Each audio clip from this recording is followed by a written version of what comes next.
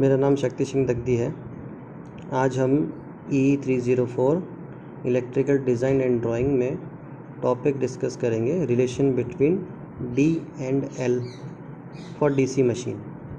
DC machine में diameter of armature और length में रिलेशन क्या होता है उसके बारे में डिस्कस करेंगे।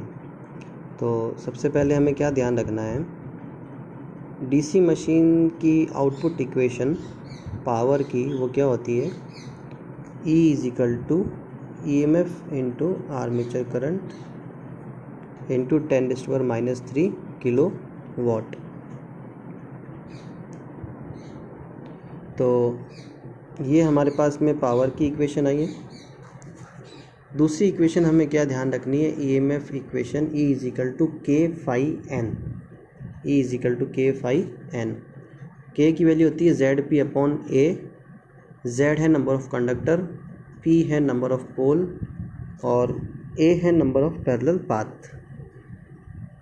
5 फ्लक्स और N जो है वो स्पीड है और स्पीड भी RPS में है। अगर हमें रोटेशन पर मिनट में लेनी होती तो हम यहाँ पर 60 से डिवाइड करते हैं। तो ये दो इक्वेशंस हमारे को D और L में रिलेशन निकालने के लिए याद होनी चाहिए DC मशीन्स के लिए। तो फर्स्ट इक्वेशन जो हमारे पास में है पावर की, E × IA, EMF into armature current, और EMF की वैल्यू में पता है ZP/A∅N। तो हम क्या करेंगे, फर्स्ट वाली इक्वेशन में E की वैल्यू सब्सटीट्यूट करेंगे। हमने सब्सटीट्यूट की तो हमारे पास में E की जगह हमने ये किया और साथ में IA भी है तो मल्टीप्लाई बाई IA। अब यहाँ से हम थोड़ा सा इसको इक्वेशन को थोड़ा अपने अकॉर्डिंग सेट करेंगे। तो हमने P और फाई को एक साथ लिया है, Z डिवाइड बाई A इनको अलग लिया है और जो स्पीड है उसको हमने अलग लिखा है ब्रैकेट के बाहर। ऐसा क्यों किया हमने, क्योंकि हमें पता है P × फाई जो होता है वो होता है टोटल मैग्नेटिक लोडिंग। ये आपको इस चैप्टर में देख के समझ में आ जाएगा। P∅ जो होता है वो होता है total magnetic loading P × phi, और IZ × Z जो होता है वो होता है total electrical loading of machine. तो यहाँ पर IA/A जो है वो है current in each conductor. IA divide by A जो है वो है हमारे पास करंट इन ईच कंडक्टर, जिसे बोलते हैं हम IZ। IZ = होता है IA/A, current in each conductor, और मल्टीप्लाइड बाय अगर हम कंडक्टर से करते हैं तो टोटल करंट इलेक्ट्रिकल लोडिंग आ जाती है, वो होता है IZ × Z।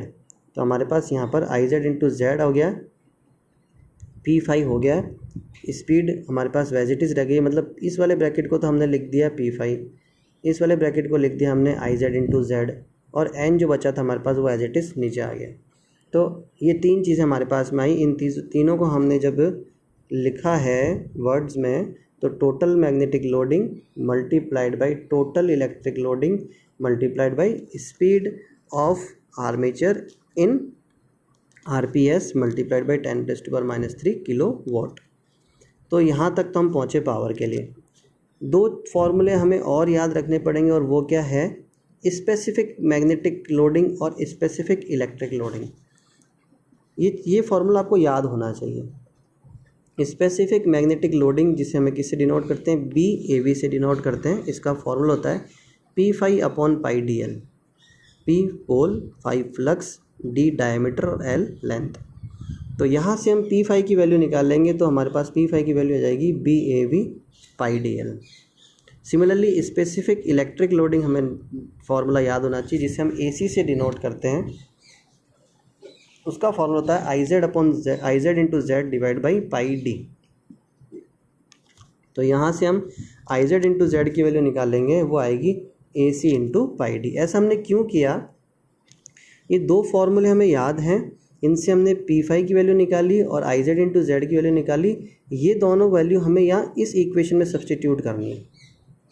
इस इक्वेशन सब्सटीट्यूट करेंगे तो क्या होगा, PA = P∅ की जगह तो आ जाएगा BAV/πdl,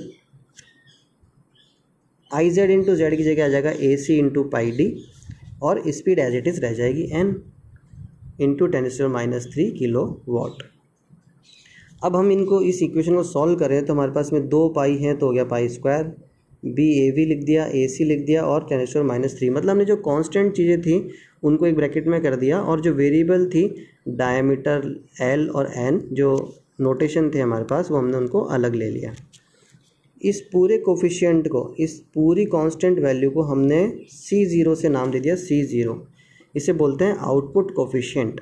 तो C0 की वैल्यू क्या आ गई, हमने जो अज्यूम किया C0 वो हो गया pi square B A V A C into 10⁻³ B A V क्या है, स्पेसिफिक मैग्नेटिक लोडिंग और ए सी क्या है, स्पेसिफिक इलेक्ट्रिक लोडिंग।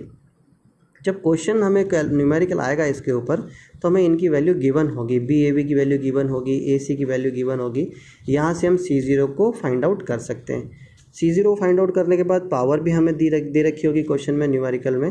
तो उसके बाद हमारे पास में d² L इंटू एन हमें या तो डायरेक्टली गिवन होगा या फिर अपन को फ्रीक्वेंसी दे रखी होगी। अगर फ्रीक्वेंसी दे रखी होगी तो हम एन की वैल्यू फाइंड आउट कर लेंगे, तो अल्टीमेटली हमें एन की वैल्यू भी गिवन होगी। तो क्या बचेगा, d² L बचेगा इस इक्वेशन में। इस इक्वेशन में d² L हमारे पास होगा और कोई ना कोई वैल्यू हमारे पास में आ जाएगी। लेकिन इस इक्वेशन को सॉल्व करने के लिए हमारे पास एक दूसरी इक्वेशन और होनी चाहिए, तब हम आगे कर पाएंगे। तो इसके लिए आपको क्या ध्यान रखना है कि for DC machine generally pole arc upon pole pitch is equal to होता है 0.68 to 0.7। ये फिक्स है। पोल आर्क क्या है L और पोल पिच क्या है pi D upon P, P मतलब है पोल। ये फिक्स है L upon pi D upon P is equal to 0.68 या फिर हम सिंपल बोलें तो L is equal to 0.68 pi D upon P. तो कहना का मतलब क्या है कि हमारे पास में दो इक्वेशन होगी अल्टीमेटली, एक इक्वेशन ये और दूसरी इक्वेशन ये वाली। इन दोनों इक्वेशन से हम D और L की वैल्यू फाइंड आउट कर सकते हैं। दो वेरिएबल हैं और दो इक्वेशन है, हम आराम से कैलकुलेट कर लेंगे। तो अगर हमें क्वेश्चन ऐसा आता है कि इसको डिराइव करें डी एल एंड को, तो हम तब तो हमें ये सारा डेरिवेशन करना है। लेकिन ये अगर हमें आता है तो हम बहुत आराम से न्यूमेरिकल भी कर सकते हैं। न्यूमेरिकल में पावर की वैल्यू गिवन होगी, न्यूमेरिकल में पावर की वैल्यू गिवन होगी, बी ए वी की वैल्यू गिवन होगी, ए सी की वैल्यू गिवन होगी और स्पीड की वैल्यू गिवन होगी। सब कुछ गिवन होगा, सिर्फ हमें वैल्यू किसके निकालनी है, इस वाली इक्वेशन से d² L की वैल्यू निकालनी है। d² L is equal to suppose करो 100 है तो एक वैल्यू तो हमें ऐसे कैलकुलेट करनी है। दूसरा फॉर्मूला में ये याद होना चाहिए L is equal to 0.68 pi D upon P. तो नंबर ऑफ पोल्स आपको गिवन होंगे। जब पोल्स गिवन होंगे तो ये पूरा एक कांस्टेंट है जो ये वैल्यू आ जाएगी। तो L और D में एक रिलेशन और हमारे पास में आ जाएगा। एक रिलेशन है d² L का रिलेशन और एक रिलेशन है L और D का रिलेशन। इन दोनों रिलेशन से हम L और D फाइंड आउट कर सकते हैं। तो ये तो हुआ हमारा relation between D and L for DC machine. और इसी तरह से हम AC मशीन की बात करें तो हमारे पास क्या है, 3 phase induction motor, relation between D and L for 3 phase induction motor. तो वहाँ पर हमने पावर की इक्वेशन ली थी। सिमिलरली यहाँ पर भी आउटपुट जो kV है, पावर है, उसकी इक्वेशन हमारे को पता होनी चाहिए ट्रांसफार्मर की। वो क्या होगी, EPH IPH और KW ट्रांसफार्मर का factor, KW winding factor into 10⁻³ ये सिंगल फेज़ के लिए हुआ। और 3 फेज़ के लिए करना होगा तो हम इसको क्या करेंगे, 3 से मल्टीप्लाई कर देंगे। तो हमारे पास Q इज इक्वल टू आएगा 3 EPH IPH KW इंटू 10⁻³। अब ट्रांसफार्मर के EMF की इक्वेशन हमें पता होती है, E इज इक्वल टू होता है 4.44 F⁴n। यहाँ पर हम N को T लिखते हैं क्योंकि थोड़ा कन्फ्यूजन हो जाता है बाद में जाके, मतलब नंबर ऑफ़ टन्स, चाहे N से डिनोट करो चाहे T से करो, वो T क्या है, नंबर ऑफ़ टन्स। तो यहाँ पर आप देख रहे हैं कि ट्रांसफार्मर की इक्वेशन है 4.3 into 4.44 F⁴t। T is equal to है number of turn per phase और IPH जो है फेज़ करंट, KW है विंडो ट्रांसफार्मर विंडो फैक्टर।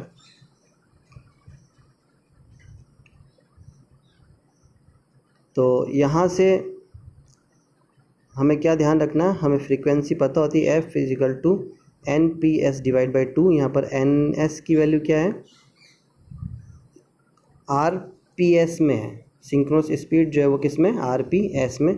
इस F की जगह हमने ये वैल्यू सब्सटीट्यूट करी है इस इक्वेशन को हमें थोड़ा सा अरेंज करना है अपने अकॉर्डिंग, ताकि हम लास्ट में जाके कुछ डिसीजन निकाल पाएँ या कुछ फार्मूला निकाल पाएँ। इसलिए सबसे पहले क्या किया, इसमें f की वैल्यू सब्स्टिट्यूट करिए। उसके बाद हमने थोड़ा सा अरेंज किया है। इसको अरेंज करने का मतलब क्या है कि ये 4 को हमने 4.44 को लिखा है 1.11 इंटू 4 और डिवाइड बाई जो ये 2 है, इससे हमने 2 से 2 कैलकुलेट मतलब कट किया है। तो हमारे पास करना क्या था, ये 3, ये 2, ये TPH और ये IPH, इन तीनों को हमें एक साथ रखना था। तो आप देख रहे हैं कि हमने यहाँ पर 3 into 2 into IPH into TPH को एक जगह पे रखा है। P5 जो है उसको अलग से रखा है, क्योंकि मैंने अब पहले डिस्कस किया था दूसरे टॉपिक में, दूसरे लेक्चर में। P5 क्या होता है, मैग्नेटिक लोडिंग होती है, तो इसको एक साथ रखना होता है। 1.11 एज इट इज़ है, और हमारे पास में क्या बच गया है, NS और KW।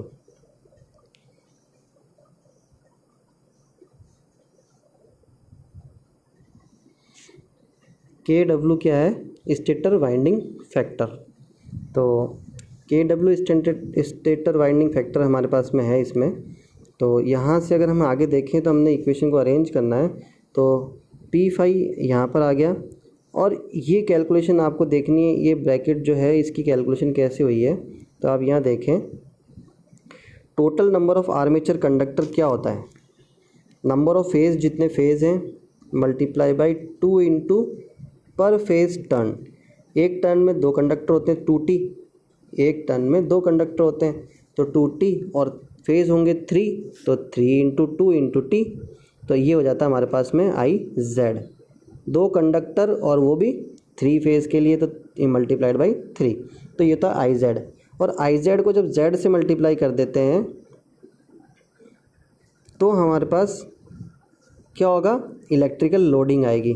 मतलब इस 3 इंटू 2 इंटू TPH को जब हम IPH से मल्टीप्लाई कर दें तो हमारे पास क्या हो जाएगा, टोटल इलेक्ट्रिकल लोडिंग आ जाएगी, और वो किसके बराबर होगी, IZ इंटू Z के बराबर। इसका मतलब क्या हुआ, ये जो ब्रैकेट था वो किसके बराबर हो गया, IZ इंटू Z के बराबर हो गया। P5 हमारे पास ऑलरेडी था, 1.1 ऑलरेडी था, NS भी ऊपर इक्वेशन में था, KW स्टेटर वाइंडिंग फैक्टर भी था हमारे पास, 10⁻³ भी था। तो ऐसे करके थोड़ी सी इसको सॉल्व किया है। उसके बाद हमें फार्मूला पता होना चाहिए, स्पेसिफिक इलेक्ट्रिकल लोडिंग और specific magnetic loading. Specific magnetic loading जो है हमारे पास में वो क्या है, BAV is equal to P5/πdl। तो यहाँ से P5 की वैल्यू निकाल देंगे जो आएगी BAV/πdl। Similarly specific electric loading AC is equal to IZ into Z divide by πd। तो यहाँ से IZ इंटू Z की वैल्यू निकालेंगे, वो आएगी AC इंटू πd। इन दोनों की वैल्यू हमने कैलकुलेट करी है, P5 और IZ इंटू Z की। इन दोनों की वैल्यू हमने इस इक्वेशन में यहाँ पर सब्स्टिट्यूट करनी है। तो सब्स्टिट्यूट करके हमारे पास में ये आ गया ब्रैकेट में, इन दोनों की जगह ये यहाँ पर आ गया और ये यहाँ पर आ गया। अब हमें क्या करना है, सारी जो कांस्टेंट टर्म्स है उनको एक जगह इकट्ठा करना है, और बाकी जो वेरिएबल्स हैं D और L और स्पीड उनको अलग रखना है। हमने सबको इधर एक साथ कंबाइन किया है, और इसको कांस्टेंट क्या मान लिया, C0। मतलब C0 में हमने ये चीज़ें इंक्लूड कर ली। इसे बोलते हैं आउटपुट कोफिशिएंट। तो आउटपुट कोफिशिएंट हमने ऐसे मान लिया, और बचा क्या हमारे पास में, उसके साथ में D² LNS। तो एक फार्मूला हमारे पास में आ गया है, Q is equal to C0 D² L into NS। अब रिलेशन हमने D और L के बीच में ये वाला फाइंड किया, लेकिन जब तक हमारे पास 2 इक्वेशन नहीं होगी, 2 वेरिएबल हैं D और L, दो इक्वेशन नहीं होगी, तब तक हम उसको न्यूमेरिकल को सॉल्व नहीं कर पाएंगे। तो एक छोटी सी चीज़ जो आपको याद रखनी, वो क्या याद रखनी है, पोल आर्क अपॉन पोल पिच जो होता है वो किसी भी मोटर का फिक्स होता है, बट वो अलग अलग कंडीशंस के लिए अलग अलग होता है। अगर मोटर की डिज़ाइन मिनिमम कॉस्ट के लिए करनी है, तो L/πd/P की वैल्यू कितनी होनी चाहिए, 1.5 to 2 होनी चाहिए। अगर पावर फैक्टर अच्छा रखना हो उस मोटर का, तो L/πd/P की वैल्यू होनी चाहिए 1 to 1.5। एफिशिएंसी अच्छी होने के लिए L/πd/P इज इक्वल टू होना चाहिए 1.5। और ओवरऑल डिज़ाइन अगर अच्छी होनी चाहिए तो उसके लिए क्या होना चाहिए, L मतलब pole arc divide by pole pitch is equal to 1 होना चाहिए। तो ये 4 चीज़ें अगर हमें याद रहेगी तो हमारे पास दूसरी इक्वेशन आ जाएगी। और दूसरी इक्वेशन कैसे आएगी? दूसरी इक्वेशन आएगी L is equal to pi D upon P multiplied by, suppose करो हम गुड एफिशिएंसी लेके चलते हैं तो 1.5, तो 1.5 पाई और पोल हमें ये गिवन है, ये तीनों हो जाएंगे कांस्टेंट। तो हमारे पास में L की वैल्यू आएगी, सपोज़ कीजिए 10D, एक कांस्टेंट आ जाएगा और साथ में D आ जाएगा। तो एक इक्वेशन तो हमारे पास में हो गई L is equal to 10D। दूसरी इक्वेशन कौन सी है हमारे पास में, जो हमने ये कैलकुलेट करी है, Q is equal to C0D² L into NS। इसमें हमें Q गिवन होगा, C0 गिवन होगा और NS गिवन होगा। तो अल्टीमेटली होगा क्या, हमारे पास में इक्वेशन जाएगी D² L is equal to, suppose करते हैं 100। तो एक इक्वेशन ये आएगी और एक इक्वेशन पहले आई थी L is equal to 10D। जब ये दो इक्वेशन है हमारे पास में और दो वेरिएबल हैं, तो यहाँ से हम D और L की वैल्यू फाइंड आउट कर लेंगे। तो ये दोनों डेरिवेशन भी हमने डिस्कस किए हैं AC मशीन और 3 फेज इंडक्शन मोटर का, साथ में उसको न्यूमेरिकली भी हमने लिया है, क्योंकि हमें गिवन होगा सब कुछ। C0 की वैल्यू निकालने के लिए हमारे को दिया हुआ होगा क्वेश्चन में specific electric loading, specific magnetic loading, stator winding factor, pi square 1.11, ये सब गिवन होगा। तो C0 निकाल लेंगे। NS दिया होगा डायरेक्ट, या फिर अपन को फ्रीक्वेंसी दी होगी, फ्रीक्वेंसी दे रखी होगी तो P NS डिवाइड बाई 2 हम NS निकाल लेंगे। NS पता होगा, C0 पता होगा, पावर पता होगी ट्रांसफार्मर की, तो D² L की वैल्यू अपन निकाल लेंगे।